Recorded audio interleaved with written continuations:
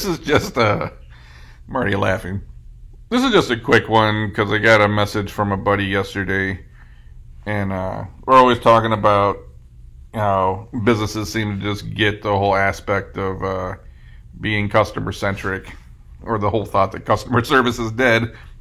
But he had to take his pet in for something to the vet, and their website's all about the customer, the customer, the customer, and here's the hours for the vet. They open at 9, and then they're closed from noon to 2, and then they close at 4. And it's like, did you put any thought into people that actually have to work a regular job that might work, 9 to 5, 8 to 4, something like that? So they're probably going to want to drop the pet off before they get to work, but they can't do that because you don't open till 9.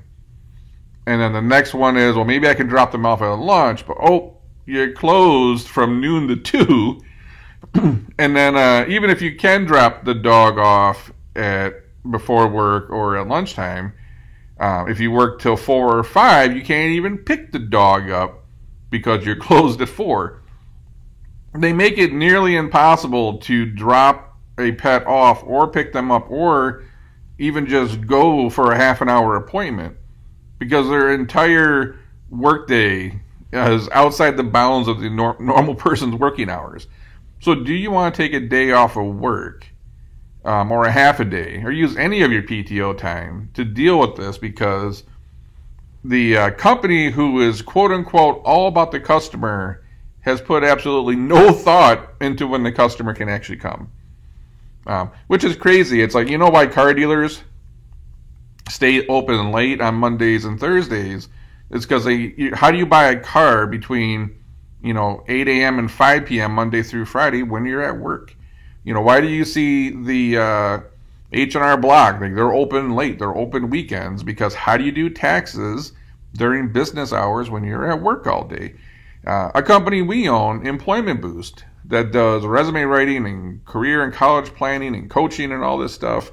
How am I going to write your resume or give you coaching when you're at work? Like, we have to often do this stuff, before hours, at lunchtime, after hours, or weekends.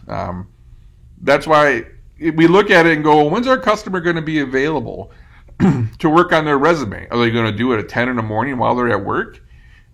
Looking at their cube mate, hey, Bob, shh, I'm going to be talking to this resume writing company, but don't tell nobody. It's like ridiculous.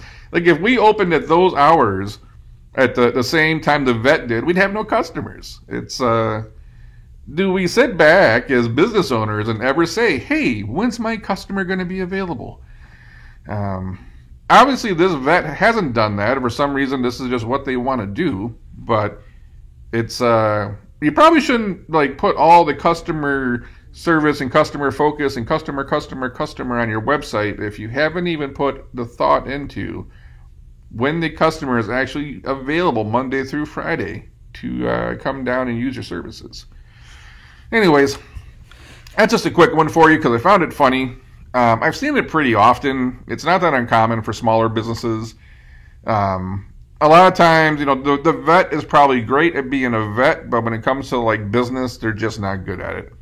I have doctor friends that are that way. They are amazing doctors. As far as running a practice, not so great maybe. Chefs. There's so many people I know that are great at their craft. They're just not that savvy when it comes to running a business. So for the entrepreneurs out there listening to this, you need to step back and say, hey, what are my hours and how does it match up with the schedules of my customer?